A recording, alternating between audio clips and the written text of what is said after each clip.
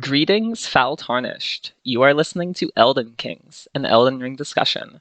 I am Gideon the Half-Knowing, and joining us at the Roundtable Hold tonight to talk about Elden Ring, hitless challenge runs, and his own experiences with the game is dinosindgeil, or Nico. Welcome to the Hey, Roundtable Hold. Alia. Hi. Hey. Thank you for having me. Thank you very much. Yeah, I mean, thank you for coming on. Yeah, it's my pleasure. Thanks. Like it's exactly down my alley, basically, because that's what I'm doing for like quite a long time already, like challenge running in various games. hmm And how long have you been challenge running exactly? Like, what got you into it? When did you start? Mm, l- what I'm gonna start at the very beginning. Like I started streaming in January 2018, just because of boredom, basically. I had like free time and I didn't quite like I was a gamer all my life basically. And I just said to myself, why not just record it or why not just stream it live to the internet if I play video games anyways. So I started out on Twitch and I just I don't know, one thing came to another and I found like the Happy Hop. You know the Happy Hop? Yeah, he was the guy that did the first Yeah. hitless run, right? Exactly. Yeah. I found him on YouTube and also on Twitch, of course, and I started watching like some of his videos and some of his streams. And I really wanted to try it myself. Then it always looks way easier than it actually is, but that gets people to try it, And then I tried it, and it was not only fun, it also I don't know. I could grow like a little bit of an audience with it back then and I was really happy. And I got better and better at the games I really loved after playing through them for the first time in 2018 as well, like Dark Souls 1, 2, and 3 back then. And yeah, I couldn't stop playing these games, and I tried to achieve them like in various ways. First deathless, then hitless, and so on. That's basically how I got into it. Like, yeah, the happy hop is the one responsible most most of it at least. He got the ball rolling. Yeah, basically, yeah. That's sort of crazy that you like got into the series, which is already a little bit daunting with all of the tales of how gruelingly hard Dark Souls and its subsequent sequels could have been. Yeah, And then like yeah. you immediately jumped into doing no-hit runs for them. Like Like I played through the games first, of course, like in mid 2018, maybe early March, April, I don't know, like around that time. I played through the games. I started. When did Dark Souls Remastered release? Like, because that's when I started, basically. It was also in 2018. I don't know exact date, but that's when I started because they remastered it, and someone in my chat told me, "Hey Nico, don't you want to like play the Dark Souls Remastered?" And I knew Dark Souls, of course. I've never played it before, but I knew it. So I said, "Yeah, why not just try it to stream it?" And I fell in love with this game so quickly, and I couldn't stop playing it. And then I obviously played Dark Souls 2 right after, and Dark Souls 3 right after. And in the process of doing so, I found Hop, and then I don't know, I fell in love with challenge running. yeah. And I mean, challenge running it's a pretty dauntingly hard task to do. I've personally only really done, I guess, level 1 runs Mm-hmm. because it's like something that's approachable in my eyes because it's not entirely overwhelming, but the kind of dedication and focus that a no-hit run where like the slightest slip up means hours of your Mm-hmm. time lost in a reset, that seems a lot Mm-hmm. more at least daunting to get into. So I'm interested in like the Yeah. mindset you had for approaching it at first. Hmm, that is actually a very good question. I I'm not quite sure. I had no mindset going into it, I believe. I didn't quite know what I was getting into. I just wanted to achieve it. I had a goal basically, and I wanted to work on that goal, towards that goal. And yeah, you learn along the way, basically. Like it can be very daunting, you're right, and it can, or it is, and it can be very stressful if you're far into a run, you spend hours, and then you get like hit, and you have to reset all the way to the beginning, and that is oftentimes, I don't know, it's just it. when it happens like over and over and over and over again over days and weeks and maybe even months, if you have a really hard run, it can really get to you, like also mentally. That's why I think that lots of no-hit runners, when they start out, they have like a lot of success at the very beginning, but you have to build up a certain mindset, a mentality around it, that you can keep going with it without burning out. Because I've seen a lot of like my friends within the community, some of them burned out over some no-hit runs, and it's just, I don't know. Sometimes you just have to, I guess, take a step back and pause it for a little while, because these resets hit hard sometimes. And I guess that's the main difference, for example, compared to a level 1 run. You obviously also have resets there. If you don't beat a boss on level 1, you have to try it again. But that reset doesn't feel like as hard because it doesn't set you back that much, you know what I mean? Yeah, if anything, you're coming at it again with more knowledge, which like the same could be said for a no-hit run because you know where Yeah, you lost, but it doesn't, like against the boss fight, it's 5 to 10 minutes tops of time investment yeah, against a no-hit run. That's the entire game. yeah. It can be hours, or if you run like a marathon, like a really long run, it can obviously also be an entire stream day basically that you lost. Yeah. And I remember when Happy Hob first did his like no-hit run. Like I remember hearing about the fact that he was trying it and I was like, "Oh my God, that sounds incredibly tedious, but also just like fascinating." And also like Mm. most of all, I was like, "Oh my God, how can this guy just keep trying?" It's like I love that he Yeah, did it, but I was just yeah. sort of in awe of the fact that he had the motivation and willpower to pull through with it. So back when it finally dropped, I was just sort of fascinated in the strategies used for the run because so many of Yeah. them are like there's like these very basic areas that as a regular casual player you barely think about as you run through, but then they can constitute such a great danger to speed Yep. running or hit lists just because of Yep. how they can mess you up. Yeah, exactly. When you don't even think about it in some certain areas, or even boss fights, when you play through the game normally, when a boss fight is easy, for example, on Dark Souls 3, the Deacon's boss fight, it's like a fairly easy boss fight when you just play through the game. But in a hitless run, it's a ridiculously hard boss, or not ridiculously, but it's a hard boss fight because it's many enemies and they can like throw fireballs from all angles and sides, and it It's can like mess you up like chaos theory. exactly, yeah. And that makes it obviously hard to like have control over the entirety of that fight. Yeah, 100%.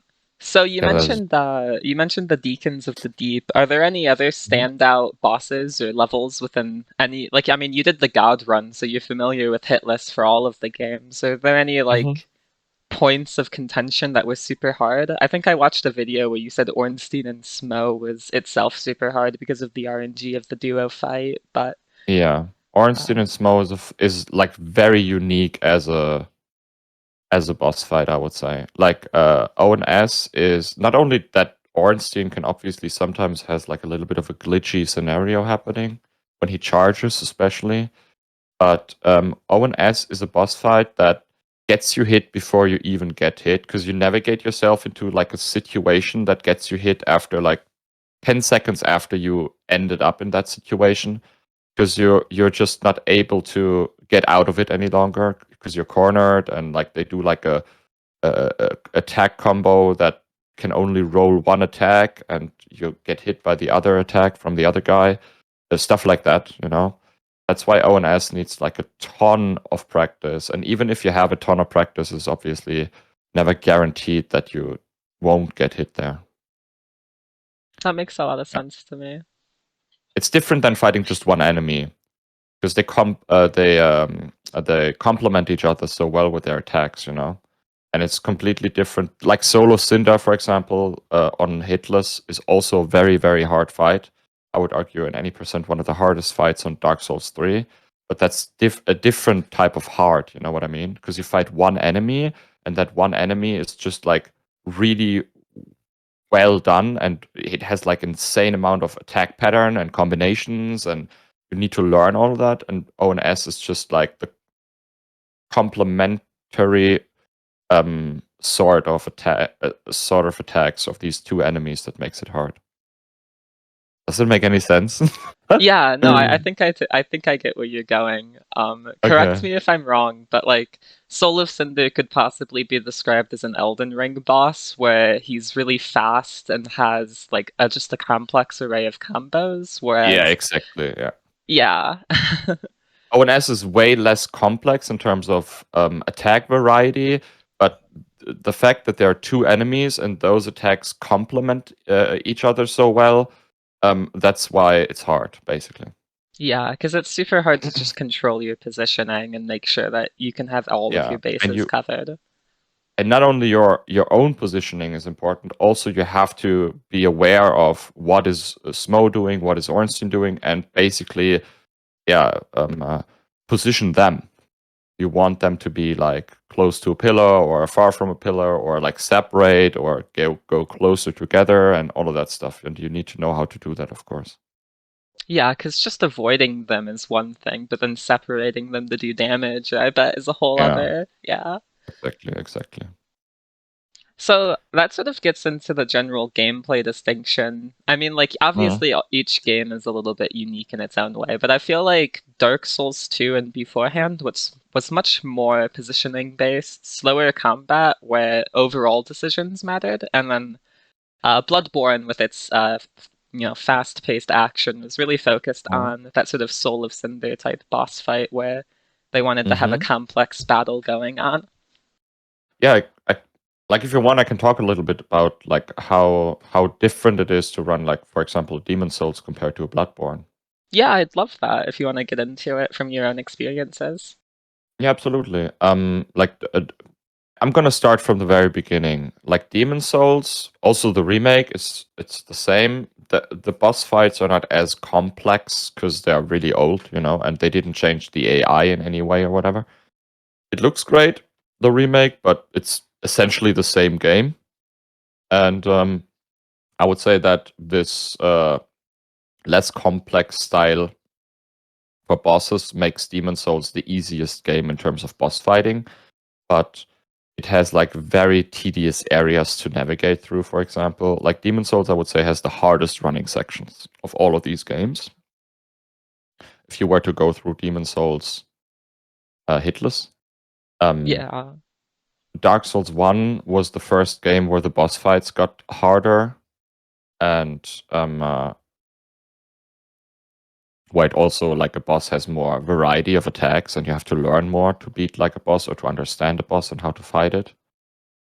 Dark Souls 2 got a little bit easier again, I believe. At least the level Dark Souls 2 run, I would say, is easier than a leveled Dark Souls 1 run. And Dark Souls 3 is where it gets like where it got the first time, where Bloodborne was before, right? Yeah, I, Bloodborne I think was 2014 and then Dark Souls 3 was 2017. I'm not too certain though. yeah. I'm gonna like finish the trilogy first. The Dark Souls 3 was the first game I would say where, as I said, with Soul of Cinder, where there were bosses, really complex boss fights, basically with like a wide variety of attacks, and where you had to learn a lot about like a single boss and also understand it and how the pattern work and the downtimes and when you can and can't punish and all of that stuff. With Bloodborne, it's a little bit different, I would say. Bloodborne is also as complex in terms of like pattern variety and how the bosses work, but Bloodborne's mechanic is more rewards, or most bosses at least reward a very aggressive playstyle. Because in Bloodborne there's a mechanic, it's called limb staggers.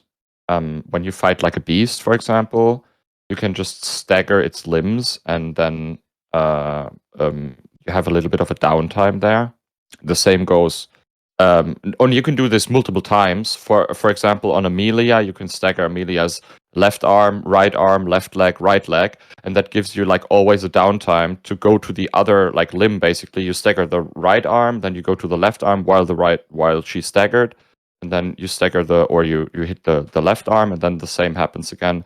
And if you have enough damage, especially paired with a beast blood pellet on Bloodborne, you can basically make some boss fights happen without even having to dodge anything. I was just gonna say that I've seen those speed runs where Amelia goes, or like Dark Beast Parl, for instance, they just get one Yeah, cycled. exactly. Yeah, exactly. Yeah, and you can do this to quite some bosses on what do you call it, on Bloodborne. And that's, I would say, is the unique playstyle of Bloodborne. Elden Ring is no, wait, what did I miss out on? Sekiro. Sekiro is like a completely different combat system, and I would argue it's the best combat system FromSoft created yet. It's such a unique and great way of fighting. I really enjoy Sekiro a lot. Like that back and forth with the sword to sword combat, especially, is extremely cool. I'm not sure From Software, in my opinion, has made a cooler boss like combat design for any game. I'd completely agree with you about Sekiro. The parry system and the way that like battles can flow back and forth, but when you master them, you're pretty much just dominating the field. It just feels great. It's almost like a rhythm game.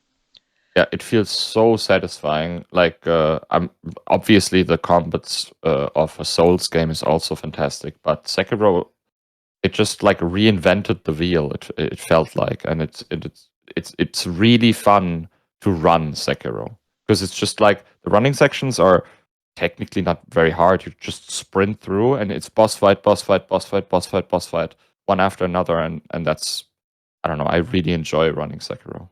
And last but not least, Elden Ring is a completely different beast. Elden Ring is just like that massive game where you can do basically anything, and you can buff yourself up on a leveled run that you can basically one-shot almost any enemy in the game if you were to get the items you need, of course. And even the goal for an Elden Ring no-hit run would be that you just have that sweet spot, I would say, between you want to farm some stuff to make boss fights easier, but you also don't want to overdo it or go places that are dangerous, even though you need an item from there or whatever. I guess that's the deal for Elden Ring. Yeah, because I bet it's like a complex strategy of wanting to power up as much as you can to make the mainline content that you have to do safe, but then also, you're not going to risk an entire run just because you want to go get overpowered per se. Yeah. Some places are just dangerous to go, and you have to, then decide if you want to go there and route that into your run, basically, just to have that one power up, to make like a certain fight easy or whatever. I guess that's a good way of describing how Elden Ring works. It's really cool how each game, so like, obviously each game has that sort of unique emphasis on its design to instigate different like player reactions, different player tactics for tone. Like, but it's sort of fascinating because if you look at it from a macro scale of a no-hit run, it really brings out the core definition of the game. Like no hit for Bloodborne, you really want to make sure you can use all of the aggression to your fullest potential and shut down bosses before they can even come at you. Elden Ring, you can choose where to go and where to power up. Sekiro, but like honestly, Sekiro is sort of just the shinobi experience of sprinting through every area unseen. Yeah. But it's also kind of cool. Like you always feel like you're in an anime or something. It's super dope. I fully believe that. How do some of the mini bosses in Sekiro go? I know that like the Snake Eyes, for instance, is sort of scary but I guess you can just shut her down with the Ichimonji double, couldn't you? You can, yeah, but like there's one mandatory Snake Eyes fight if you were to go through Sekiro any percent hitless, and that is a fairly easy fight, I would say. Because you at this point in time you get the Mortal Draw, or you got the Mortal Draw already, and the Mortal Draw is, I would argue, the most powerful skill in Sekiro. Yeah, it's almost like overpowered depending on how you use it. Yeah, if you use like jumping Mortal Draws on Snake Eyes, you need to literally parry one attack, and with a double Mortal Draw, Snake Eyes is already gone. Oh, well, that makes it easy. Yeah. So, but yeah, you have to obviously learn these. You have to identify the attack really quickly, and immediately know what the timing on that parry is. Of course, I would say a Sekiro, you have to practice to a certain point where you don't think about fighting any longer while fighting. It has just to be muscle memory because it needs to be quick, and that basically means it has to be muscle memory. When you think about how do I fight Ishin or what do I do when Ishin does XYZ, then I guess it's going to be very hard to get like a hitless run on Sekiro. Yeah, it definitely takes a lot of practice with those end game, fast-paced bosses. Mhm. I remember like my first attempts on Sekiro, and I was super salty because I came from Souls, and I thought, man, I'm running Souls hitless, so let's run Sekiro hitless real quick. And it was like a completely different combat system, and I had to learn so much, and it made me like at the beginning, it made me a little bit salty, not gonna lie.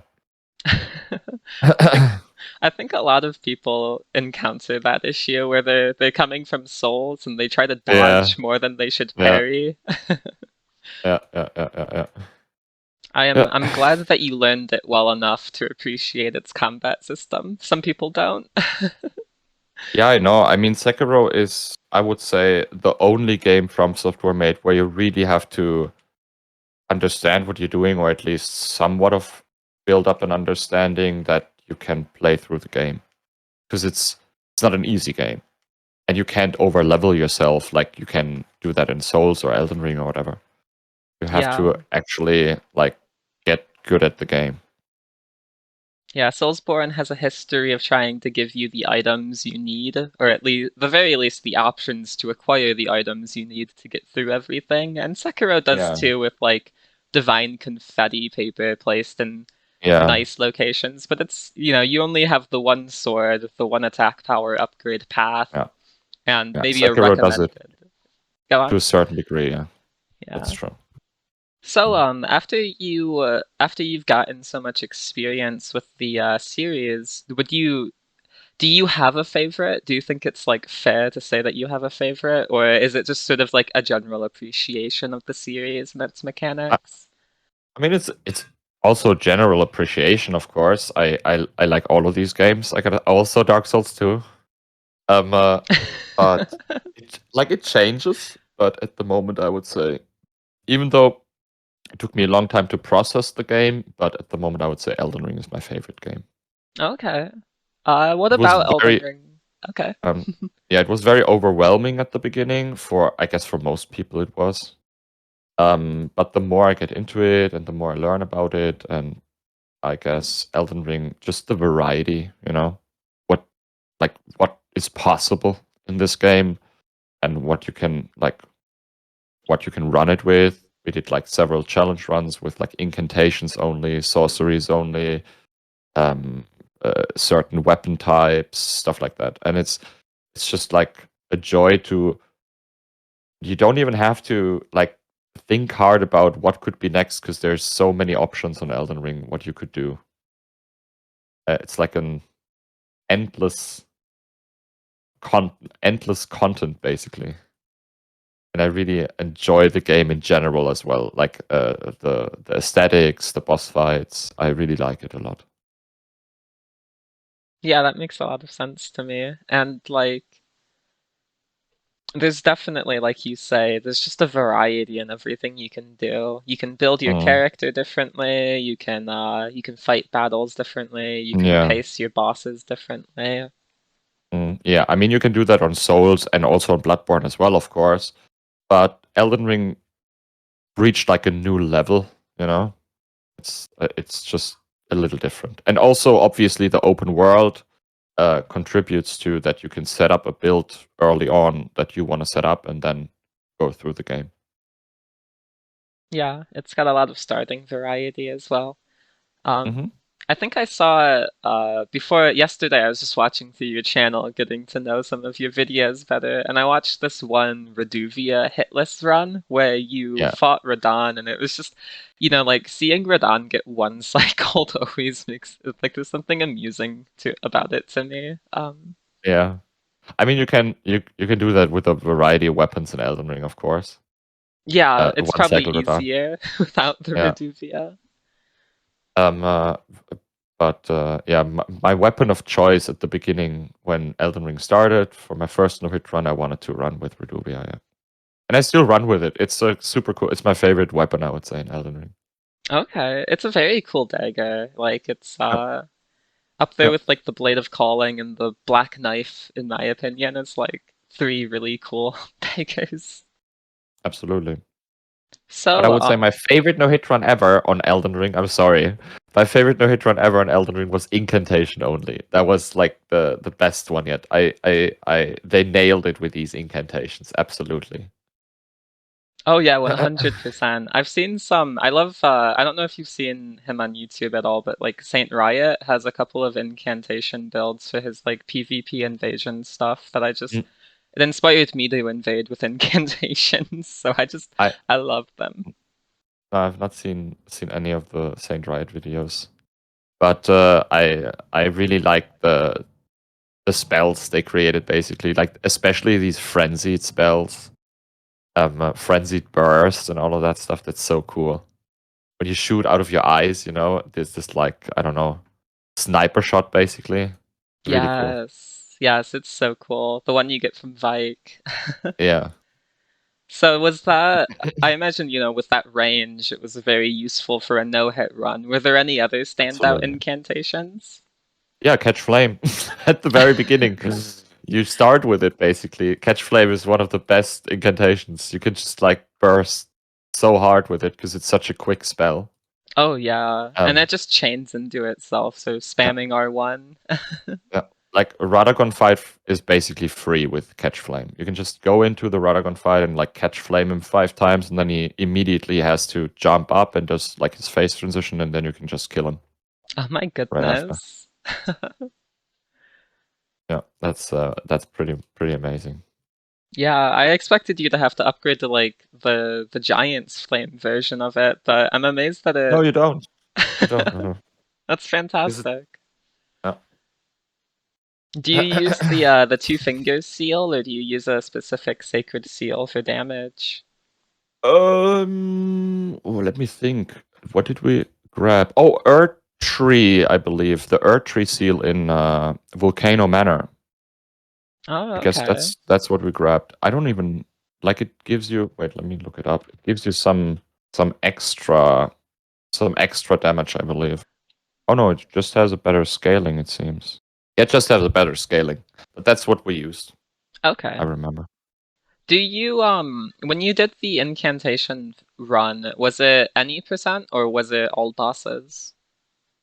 Usually, I always start with any percent. So we've gone about like quite an amount of any percent runs on Elden Ring now, and we're currently trying to get like all remembrances, which is like the big bosses basically, like every boss that drops a remembrance, like Malenia or Renala or Radahn or Yeah, or that's a good Alu. clarification. Because like Uh, 165 bosses with the mini ones included isn't really feasible.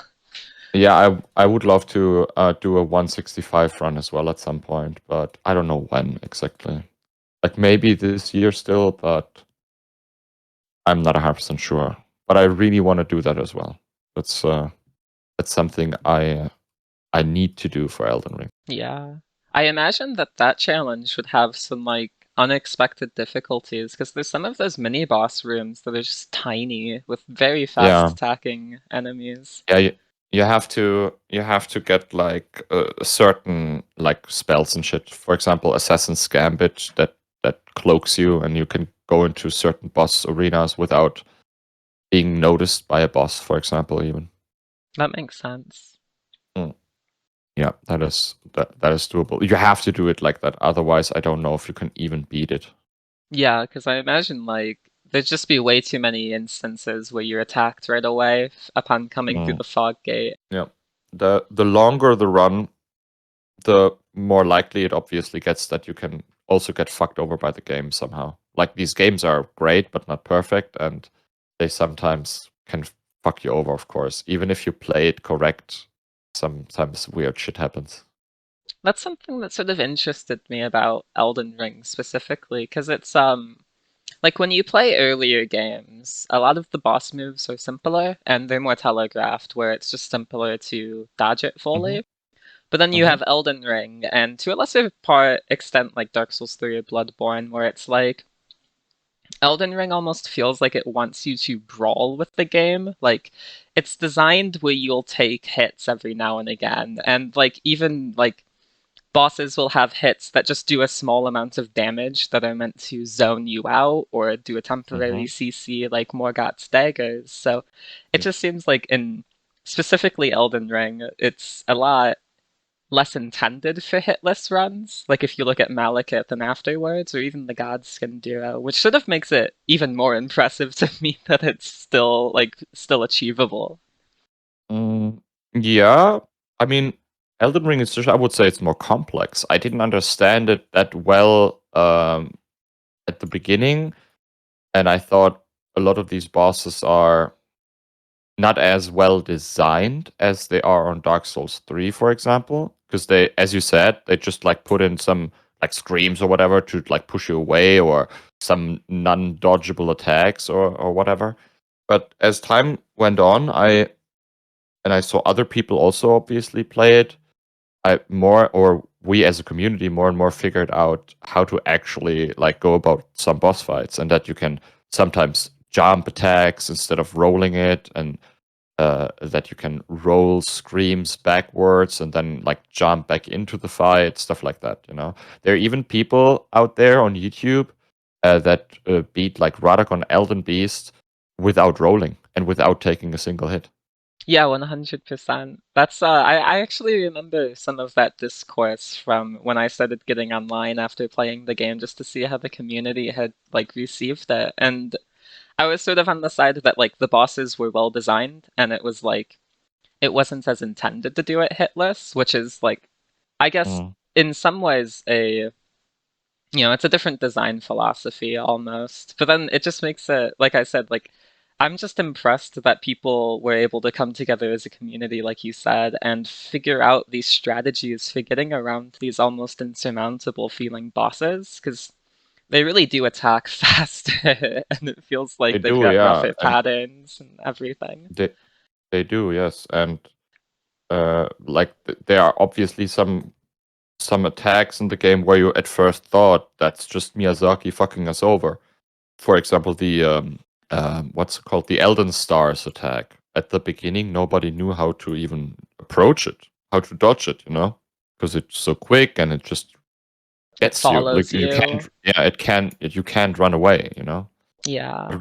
Like after a couple of months, people came up with ideas and figured out how to actually, yeah, not get hit by it.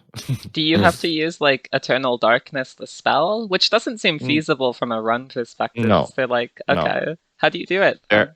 There are multiple, like there are two major ways people do it these days. Either you set up like a poise stagger, that you stagger the Elden Beast out of the animation basically, and then it won't do it again for until it's dead basically.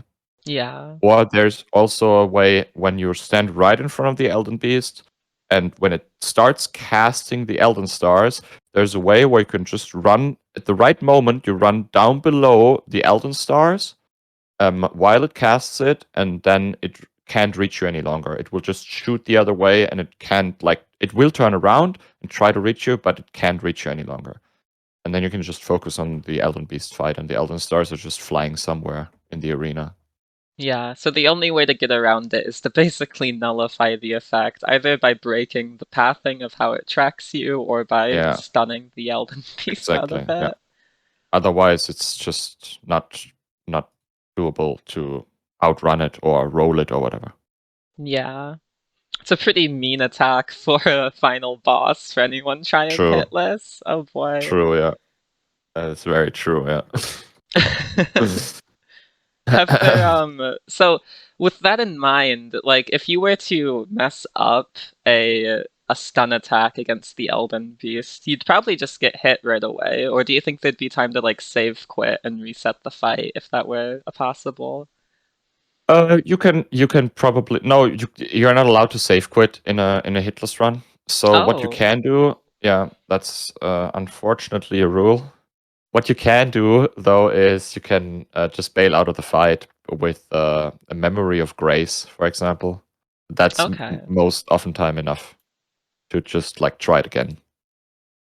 Is there a I imagine save quits are illegal in the fights for like resetting purposes, or is there like a Yeah, yeah, okay. yeah. Like in general, save quits. There are some situations which save quits are allowed, but if you're in a dangerous situation or if you have bad RNG or whatever, you can just quit out and try it again. That's unfortunately not allowed. No. According to the official Team Hitless rules, because It there's sounds a like little a Team Hitless and all, but you yeah. can obviously do whatever you want with your run. Like it's your challenge run. If you don't want this challenge run to be on the Hitless website or whatever, then you can do whatever you want with your run. Because Yeah, it's at the end of the day, it's a personal challenge. absolutely. Like it's to see if you can personally do it and everything. Yeah, exactly. That sounds a little masochistic though, with not allowing the save quits. Yeah, I mean, it is. So do you play these games casually? I mean, I guess it's like, I obviously you play them casually at first to mhm, get a feel for it, but like after mhm. do you do it to take a break from Hitless at all, or Oh, every now and then, yeah. Especially on Elden Ring, we played through some non-hitless challenge runs slash casual runs where we did some fun things, like a fun build or whatever, where we just play through the game. It doesn't always have to be a no-hit run for me. I also okay. play these games casually and just for fun. Yeah, absolutely. Do you have any favorite like memorable runs from that kind of more casual side of things? Mm, what I really, really enjoyed was we did like at the beginning of the year. I had my 5-year Twitch anniversary, like where that I'm streaming like for half a decade now on Twitch, and we ran together through all games level 1, and I had to change weapon every now and then to have like a lot of different weapons, and we go through all the games, kill every boss, and that was really fun. And I think I'm gonna do that like a yearly thing now. To like next year in January, I'm gonna go and do it again. Yeah, that sounds 'Cause I like it really, could be a nice tradition. yeah, because I don't know, like it doesn't always have to be a challenge run for me to enjoy. I can also absolutely um enjoy these games just playing them. Do you ever like think about the differences in your enjoyment of the games when you play it casually versus hitless? um, no, I mean, like oftentimes I think at least that it is more enjoyable for the chat sometimes when people are watching a run and it's like genuine fun for all of us. The resets can be like upsetting, and like going back to the very beginning of a run can be upsetting for me, of course, and also, yeah, sometimes also for the chat that they have to watch like the start of a game again or whatever. And I guess that's why I enjoy sometimes to not have these resets at all, and we can just play through the game and, yeah, have fun with that particular run we're doing. Yeah, it's like a load off your mind when you don't have to worry Yeah. about.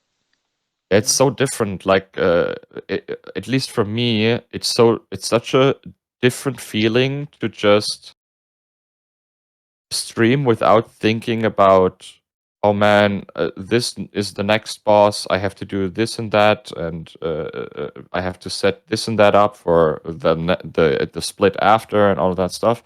Than just like playing the game, for the sake of playing it, and not thinking too much about how to fight a boss or how to go about a certain situation or whatever.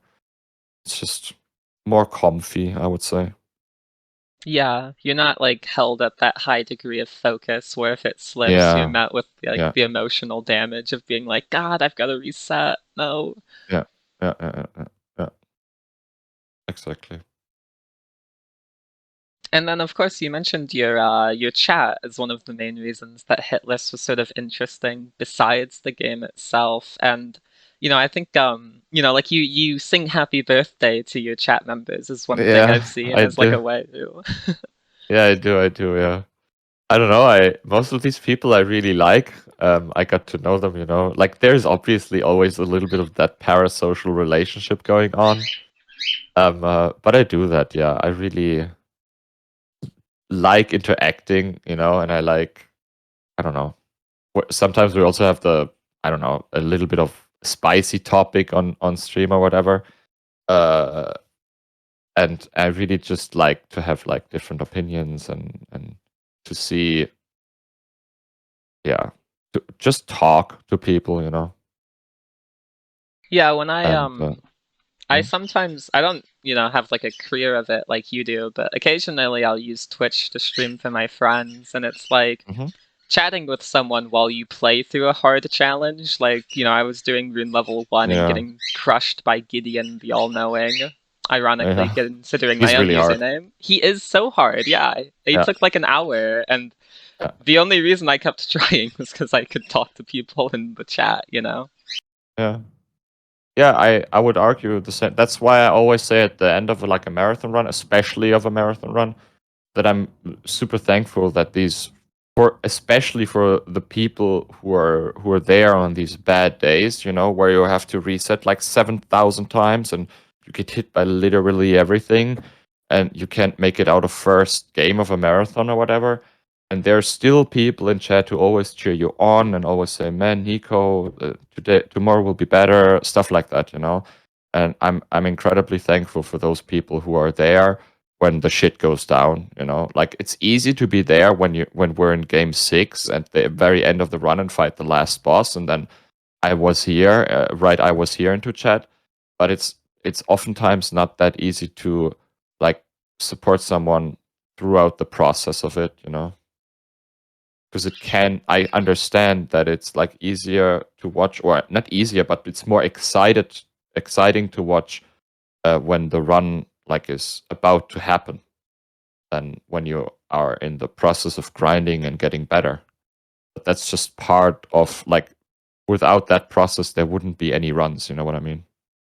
Yeah, absolutely. Like it's easy for people to just show up on the YouTube release or when things are getting close because they hear about it, but then it's then another thing for them to stick with you through all of the failed attempts and, cheer you on Yeah. And throughout. and I'm not like I'm not saying this to like make people feel bad when they join because a run is about to happen or whatever. I totally get the appeal.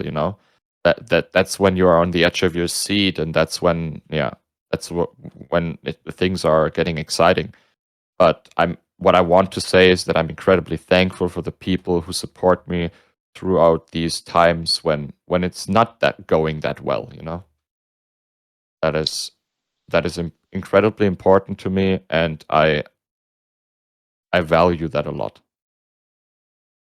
Yeah, absolutely. I think that's nice that you can have such a connection with your viewers where you're like, Mhm, they cheer you on and there's the very tangible appreciation of it giving you the motivation sometimes to get through mhm, some of the harder days. yeah. Do you so do you want to get into some of your favorite like hitless runs to have done in the past? Mm, yeah, of course. Like I can talk about some of my favorite runs. Like I started hitless running, of course, by grinding through the games Dark Souls 1, Dark Souls 2, Dark Souls 3, Bloodborne, etc. first. Like those were all my first any percent runs of all these games. But I think what I really like the first run I really um I I will not forget about ever, probably. Obviously my first ever no hit run also, but the first marathon run I've done, that like the trilogy no hit run after Hop did it, I wanted to try it myself, and that was probably the first big hitless project I had, and it took me, I believe, 5 long months to beat it, and that was, I would say, one of the best moments in gaming history for me. And obviously, it only got better with like the longer marathons, to be honest. With the first God run, the 5-game run, where you beat like the trilogy, Demon Souls and Bloodborne back to back. And then we ran the exact same run on level 1, like 5 games back to back. All these games on level 1, or Bloodborne would be Blood level 4, because you can't go lower on Bloodborne. And I think the level 1 God run is my favorite from all of the runs I've done in all of these 5 years, because nobody has done it since then. And what I wanted to achieve with this run is a little bit of a footprint within Soulsborne history. You know what I mean? Like Hop has a footprint in Soulsborne history. Like in 10 years from now, people will still talk about Dark Souls, I believe. And I wanted to have like a tiny little footprint in that like challenge run history. And I hope I achieved it with that one run, and that's why I think this is the one that is that I really is nearest and dearest to me. I guess that's the right way of saying it. And just to confirm, that would be your soul level 1 God run up to Dark Souls 3. Yeah. The soul level 1 5-game like God run. Or you can also call it Soulsborne no-hit run on level 1. Okay, and then God Run 2 would be Soulsborne Akiro, and God Run 3 would be Soulsborne Akiro Ring. Akiro Ring, exactly. That would then, like, the God Run 2 would be 6, and the God Run 3, obviously 7 games then, yes.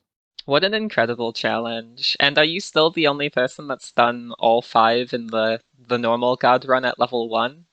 Yeah, I think nobody has done it since then. I think that's definitely a footprint. I mean, if you're gonna ask me, like, that's a huge accomplishment. I'm sure there are people, like I know that there are people out there who could do it. I've been around this community for a long time, and there are like people who are better than I. I can totally acknowledge that. I'm not the best no-hit runner out there, for sure not. But I'm proud that I've beaten that run. That's for sure. I think, it's something to take pride in. That's a 5-month. No, the 5 months was the first God run. Yeah, wasn't it? the level 1 run took me, I believe, 8. 8? Wow. Yeah. I mean, that's just that's crazy. That was a long fucking time. Yeah. What kind of builds did you use for the different? Like, is it typical level 1 builds, or was there anything that you did specifically for the hitless run for safety or faster strats or anything? If you want to get into it, that's a broad question. You mean It's for the level 5 1 run? games. Yeah, for the level 1. I think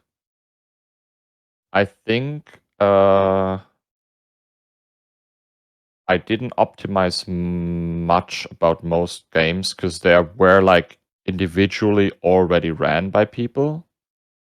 I obviously watched some other runs, and I tried to like have some of my own input. I usually tend to play it extremely slow. I rather have a slow strategy that is, I don't know, safer basically, and it takes a little longer than a quick or speedy strategy that has some like risks built in.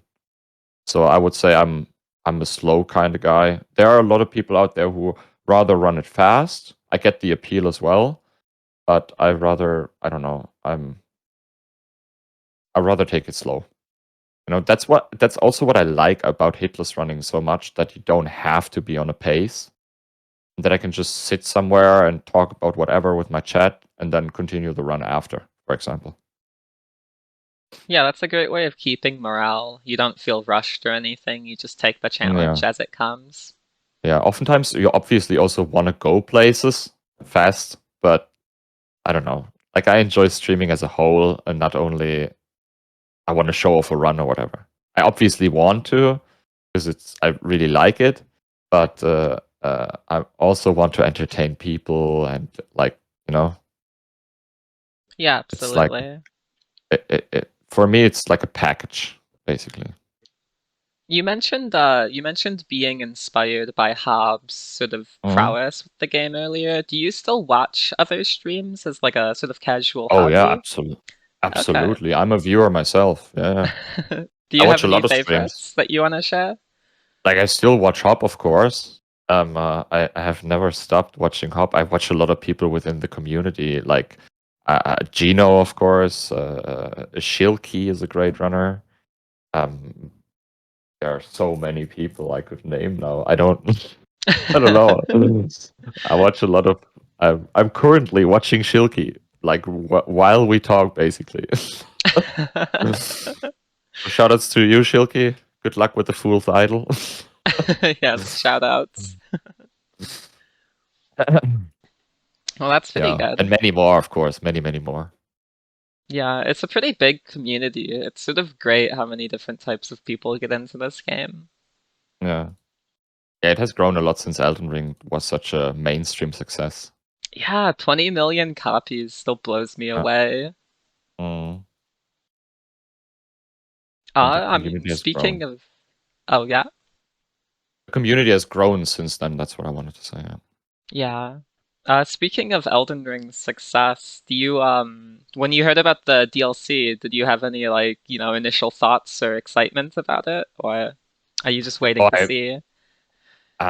I had some thoughts, but I don't know. I'm not I like the lore a lot around these games. But I don't like I myself don't put a lot of thought into it. I just absorb what other people like put on the internet in their videos, like Vati, for example. Like he's the biggest lore guy, right? Yeah, pretty much. Vati video. And yeah, that's what I usually do. I Okay. I but I'm extremely excited, of course, about the DLC and what it brings, and it's hopefully about like Mikola and like a dope storyline. I don't know, maybe a dream, maybe a prequel, sequel. I have no idea. We'll have to wait and see. Yeah, but I think it's going to take a while. Like, I don't think they will release it within this year, since they are going to release Armored Core, I believe, right? Yeah, Armored Core is slotted for 2023. I thought that they Mm. had said 2023 with the DLC announcement, but now I'm putting that memory into question. I'm not Yeah, sure. I don't know if they can, like, if it's even possible for them to do that, like Yeah, now, because I also heard because that they were working on a new game, so like that's just a lot of development to get through. mm, yeah, they're working on a new game on top or what? Like a completely new game or? That's what it was an article headline I saw on Reddit. So like I don't want to put too much like I guess Mm, whatever into this, but I read that it said that it was like there were like sources have announced that From Software is working on a new IP that is not Elden Ring or Armored Core, but now I feel like I should fact check that. I'll put it in like the post no, come processing. like let's speculate. That's cool. It's cool. Like I can't wait. I consume everything FromSoft puts out.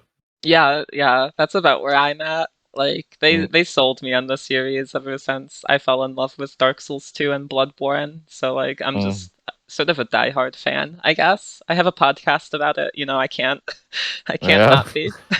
yeah, true. Yeah, I can't wait. Whatever they drop, I'm gonna play it probably. Yeah, absolutely.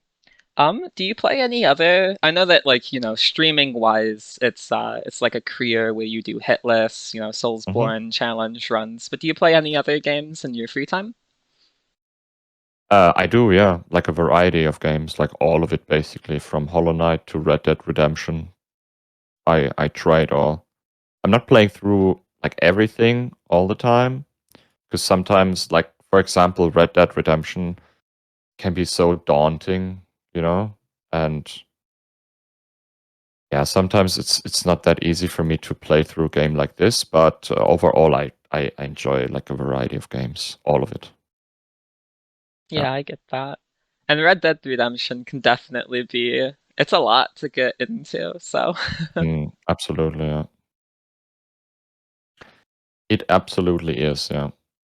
But I heard it's a great game, so I hopefully will play through it eventually. That's what everyone says. They're always going on about the immersion and the story and the narrative. Yeah, yeah. Since you like Sekiro so much, I have to ask you, because it's sort of like one of those games that I've played that's inspired by Souls, but just did it like really well with its own spin. It's called Sifu, where it's essentially like you have the Sekiro type parry system, but instead of being a shinobi, you're like a kung fu master, which is like on a vengeance quest, which is pretty cool. What? Wait, what game? I'm sorry. Oh, it's called Is it- Sifu. It relates from Sifu, the yeah, yeah, yeah, yeah, yeah. yeah, yeah. Yeah. Yeah, that's I didn't play it myself, but I watched like Ella playing it and like Distortion played it as well, I believe. And it looked really good, not gonna lie. Yeah, if you like challenging games or like that Sekiro type action pacing, it's definitely something I'd recommend. Yeah, for sure, yeah. We'll be right back after these messages.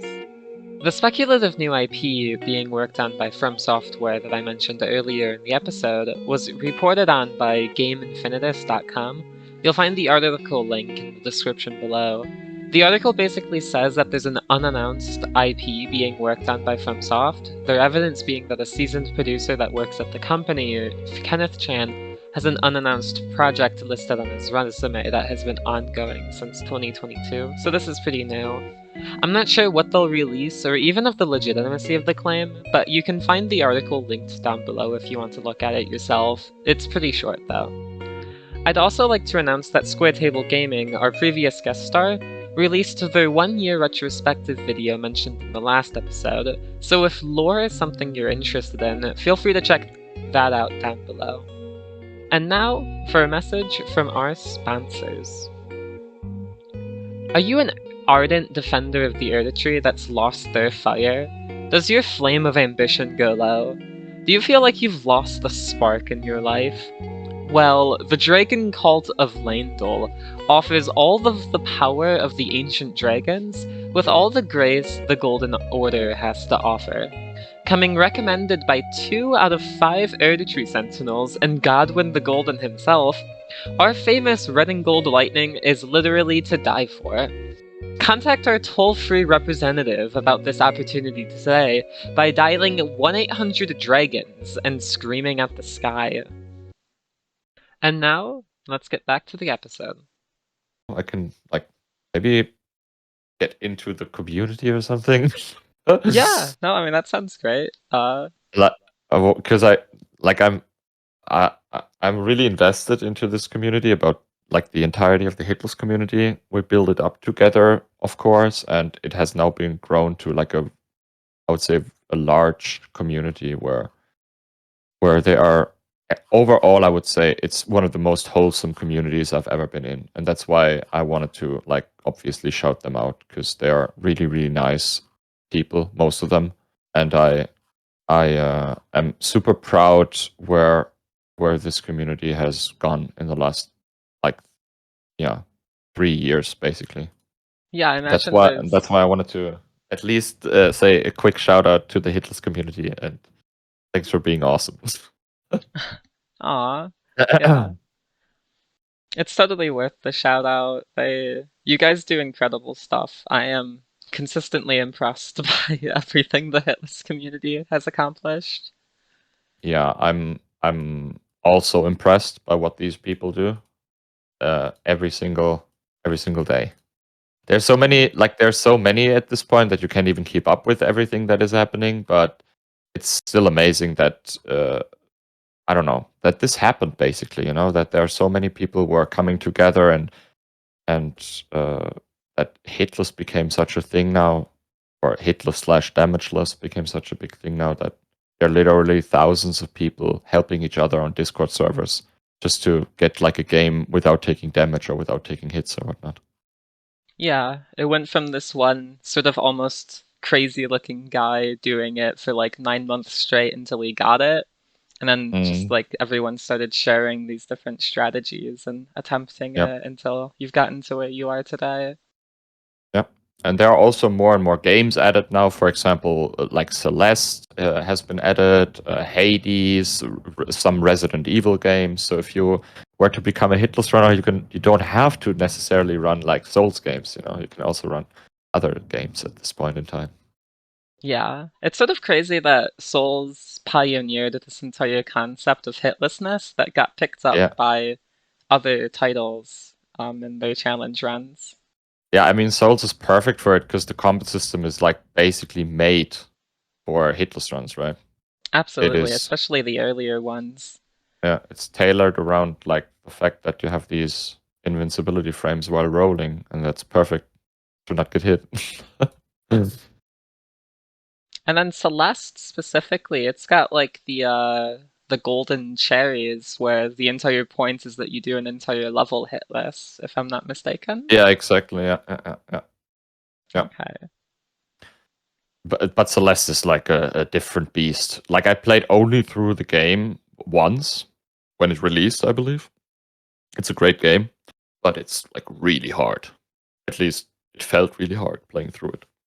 Yeah, especially those end game sections. I really enjoyed it when I played it, but like towards the end I was like, oh my god, this is like a huge this is a bit of a difficulty spike. But I personally, as a streamer, would love to branch out a little bit this year as well, like trying some other games than only strictly From Software games. Just something different, like Fallout, Hitless, or whatever. But Breath of the Wild, there is also like the new Tears of Kingdoms, right? It's coming this year. Yeah, it's The new Zelda game. I don't know the release date, but it's definitely slotted for this year. I think it actually like a week ago as of recording, it went golden or whatever they call it when they say that the game is like completely finished by the developers. Yeah, and I would love to run stuff like this, for example, as well. It's just not that easy on Twitch. When you have like an audience and this audience is used to watch like From Software, like branching out is not always easy. And also it can be anxiety inducing because it's kind of like what I make a living with. Yeah, it's like your brand image, so you don't want to accidentally make people like get the wrong idea. Yeah. But I mean, at least personally, I'd advocate for switching it up. I imagine it'd be a breath of fresh air for you, and then it also just like maybe there's not so many people that aren't interested in Souls, but maybe you'll get more people that are interested in the other games. I'm not sure. I don't know. I think eventually, when you branch out into variety, eventually it will help you on your channel because you get to basically branch out of that community I've always been in, and I get hopefully into new communities where there are like droves of new people who have never heard of me. Yeah, especially like with something like a new title like Breath of the Wild 2, where there might not be a hitless community at all for it until you step into the game. That's at least my thought, but I don't know if it's gonna work out. Yeah, does the first Breath of the Wild have a hitless run for it, or? Yeah. There are people. I believe there are even psychopaths out there running like 100% all achievements Breath of the Wild no hit. Oh god. which is like a 40-hour run or something. Oh my goodness. I used to think that like speed runs for maybe Zelda or like Final Fantasy were insane, where they could be 5 to 8 hours, but 40-hour hitless runs sort of takes the cake. Yeah. Have you played the Zelda game much besides the Zelda series much besides like Breath of the Wild or anything?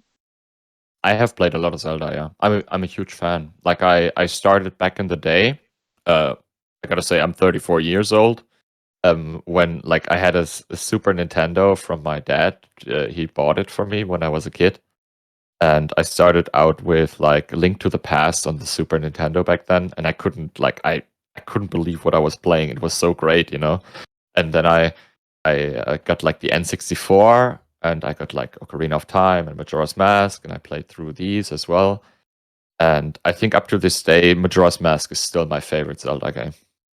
Yeah, it was just such a unique experience back then, and I think I've not had that of an experience with a time traveling game. Maybe with Chrono Trigger, but that's different.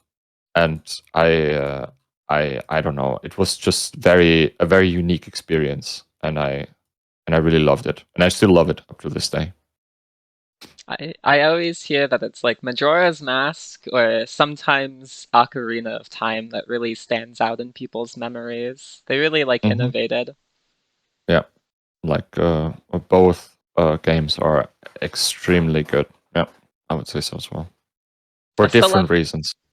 yeah, I still have to play Majora's, but I played the DS, the 3DS remake, I believe, of Ocarina, which was very good. Mm. I don't know. I was a kid, you know, and when I first saw the trailer for Ocarina of Time, and I saw like the 3D, and I saw like these like skeleton enemies with their swords, and I was like, man, this is it, guys. Like we're here. This is video game heaven. It's not going to get any better. This is where it ends, you know. Um, I was just I was just so blown away by the graphics and the game itself when I finally played it as well, of course. Yeah, I believe that. Like, Ocarina was one of the very first 3D sort of action RPG games, wasn't it? Not very first, but 3D action. Yeah, I'm pretty sure. Yeah, of oh, course. okay, yeah. I would say so. Like it was the very first. Like it was the second. Correct me if I'm wrong, but I think it was the second 3D game for the for the N64. The Uh, first one was Super Mario, or did it both release with start of the console? I I can't can't remember. remember. Yeah, I can't remember either. But I think it was like with Super Mario, one of the first games on the console. it was definitely very early, if nothing Yeah, else. yeah. And that's what they usually do, right? Because they know that's where they get the people with. It's the same. I bought a Switch only because they announced Breath of the Wild. That was basically the reason why I bought a Switch. And the only two games up to this day I played on my Switch are Breath of the Wild and Super Mario Odyssey. Yeah, my And now brother, yeah. I'm um, sorry. Go ahead. yeah, sorry.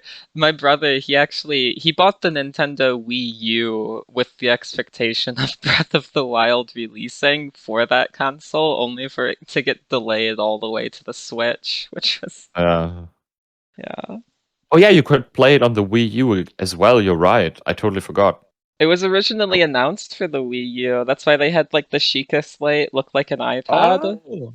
But then they were Oh, okay. like, they went into like development hell for 2 years or something. So by the time they did Mhm. release it, it needed newer hardware, so it released with the Switch. And Mm. like anyone that got the Wii U for it was sort of out of luck, unfortunately Okay. for my brother. But Okay, crazy. it happens. Yeah, but that's what I would love to do, like branch out and have like other games I can run, you know, like a variety of games I could run. Yeah, because I mean, there's only so much you can do with the base Souls game series, I guess. Yeah, yeah, of course. I mean, From Software will always hopefully release like new games and all. Yeah. Um, but overall, I that's at least where I see myself in 5 years from now. To, like Okay. just being able to play whatever in like a challenge run scenario, and I have always like a certain amount of audience watching. I'm not aiming to become like the next whatever big streamer, Asmongold or whatnot. Like I really enjoy just streaming and entertaining, and as long as I can make a living, I will keep doing it. Yeah. Do you have any plans for future runs within the From Software like games that are released currently? Um, like I have one last big marathon project now where I try to beat all 7 games on level 1, of course, back to back. including Elden Ring and Sekiro, which makes the run like significantly harder because Sekiro is extremely hard on AP1. And after that, I think I'm gonna branch out to like a variety of games and maybe even try to make some marathon runs happen within a variety of games. Yeah. I can imagine, like, you mentioned Resident Evil hit list, so I imagine like Mm. the marathon run of that series would be sort of interesting. Yeah, that would be dope for sure. I have only played one Resident Evil game so far, and that was Resident Evil 2, the remake or remaster. And that was insanely well done. I really, really enjoyed it. Yeah, I've only ever watched it on streams and stuff, because I guess I just never like owned copies of it, but Resident Evil in general is it's got like such a, I feel like it's got a very like invested community, because I hear about it so much without even having played the game or like going into those kinds of circles. Mm. Okay, well, I think I'm running out of questions for now. So is there anything else you'd like to like shout out Mm. before I let you go? Shout outs to the Happy Hop, of course. I have to say that because like he's basically the one inspiring me to start all of this. I wouldn't sit here today talking about it if it wouldn't be for him, of course. And yeah, shout outs to my wife and my mods because they like support me a lot as well. Okay.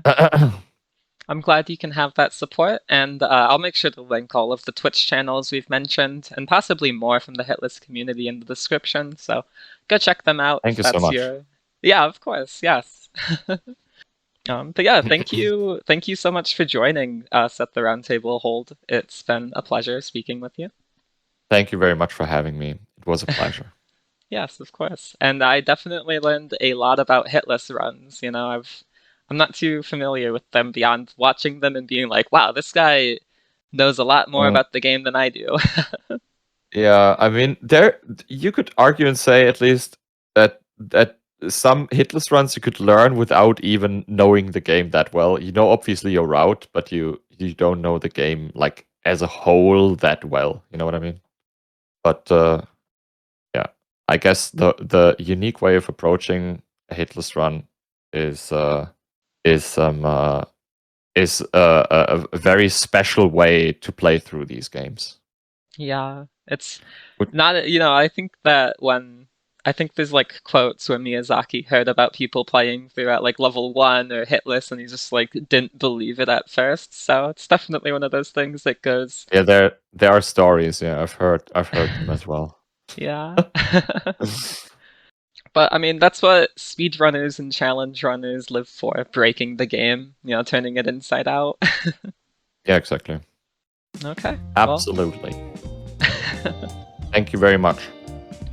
Thank you again for joining, Nico, and thank you to everyone that's listened this far. If you have any of your own thoughts on hitless runs, feel free to leave a comment down below. And if you enjoyed what you heard, the next episode will guest star Rage Akari to talk about his approach to making Elden Ring theories, as well as his history in competitive gaming. So make sure to subscribe or follow for when that releases. Before I go, I'd like to thank everyone that's helped make this podcast a reality. So thank you to my moderators, Agaric and Mogvfvb, and thank you to the band Teo and the Cosmic Neighborhood for allowing me to use their wonderful music. And of course, thank you to the listener for taking the time to tune in. Y'all are great. Go have a great day.